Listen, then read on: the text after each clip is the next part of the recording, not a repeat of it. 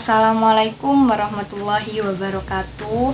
Alhamdulillahirabbil alamin wassalatu wassalamu ala asyrofil anbiya'i wal mursalin sayyidina wa maulana Muhammadin wa ala alihi washabihi ajmain, amma ba'du. Yang saya ta'dimi pengasuh Pondok Pesantren Zainul Hasan Genggong Al-Mukarram Kiai Haji Muhammad Hasan Mutawakil Allah SHMM, yang terhormat Rektor Universitas Islam Zainul Hasan Genggong Bapak Dr. Abdul Aziz Wahabi AMAG, yang saya hormati Kaprodi Manajemen Keuangan Syariah Ibu Zahidah Itisomah, dan yang saya hormati dosen pengampu mata kuliah Akhlak Tasawuf Bapak Sobirin. Pertama-tama perkenankan saya untuk memperkenalkan diri terlebih dahulu. Perkenalkan, nama saya Khadijah Maimunah. Saya dari Prodi Manajemen Keuangan Syariah semester 5 kelas A. Baik, di sini saya akan menjelaskan tentang materi pendidikan tasawuf falsafi sebagai landasan etika dalam pendidikan Islam. Nah, di era modernisasi ini, peran tasawuf itu sangat diperlukan untuk meneguhkan keimanan dan ketakwaan seseorang untuk mendekatkan diri mereka terhadap Allah Subhanahu wa Ta'ala. Dengan mengikuti dan memegang erat prinsip-prinsip tasawuf ini dapat membuat seseorang itu membentuk jati diri mereka yang memiliki akhlak mulia. Di era saat ini banyak orang-orang yang mengikuti tren-tren media sosial sehingga membuat mereka mengenyampingkan dan melalaikan hal-hal yang diwajibkan oleh agama. Maka dari itu, peran tasawuf untuk kepribadian seorang muslim itu harus ditingkatkan secara terus-menerus. Sebelum itu, mistisme hanyalah sebuah ibadah dan hukumnya telah ada dalam hati manusia. Berkembangnya tasawuf sebagai jalan dan latihan untuk merealisir dalam kesucian batin untuk mendekatkan diri kepada Tuhan. Dalam hal inilah tampillah kelompok sejumlah sufi yang filosofis, yang dimana konsep-konsep tasawuf mereka disebut dengan tasawuf falsafi. Di sini ada juga tasawuf falsafi. Apa sih tasawuf falsafi itu? Nah, tasawuf falsafi merupakan tasawuf yang ajaran-ajarannya memadukan ajaran antara visi mistis dan visi rasional pada penggagasnya. Nah, tasawuf memiliki relevansi dengan problema di era modern ini.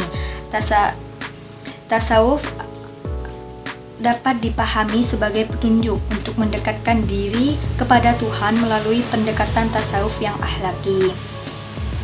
Nah, pendidikan dan manusia merupakan satu kesatuan yang tidak bisa dipisahkan. Karena pendidikan inilah yang membimbing seseorang untuk menjadi manusia yang disebut dengan manusia.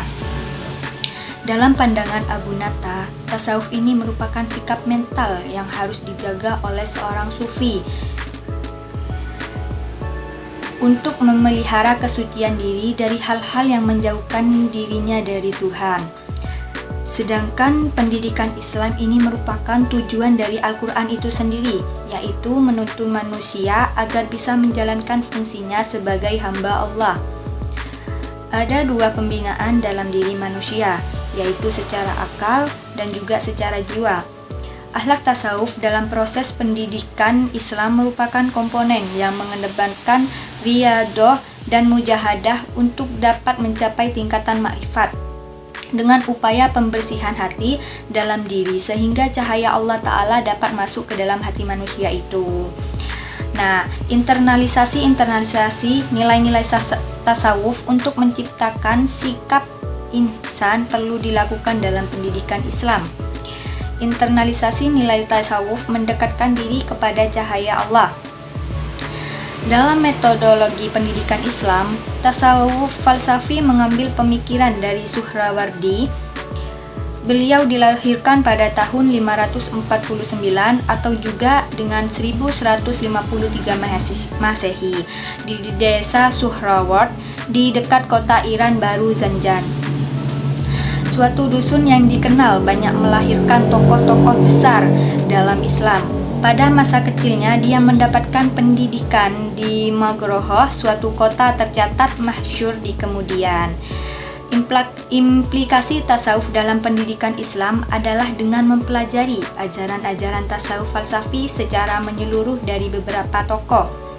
Sebagai pendidik bisa mengambil metode pembelajaran dengan cara hulul, wahdatul wujud, atau menyatu dengan materi.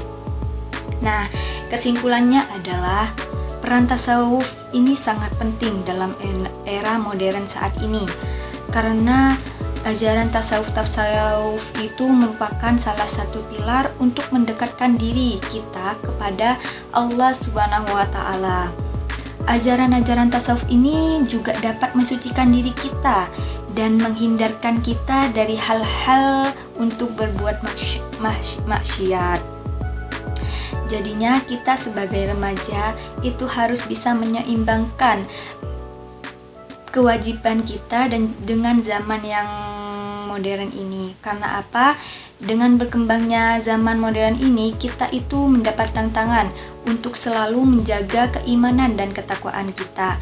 Maka dari itu, alangkah baiknya kita menjaga keimanan dengan mengikuti atau memegang erat prinsip-prinsip tasawuf.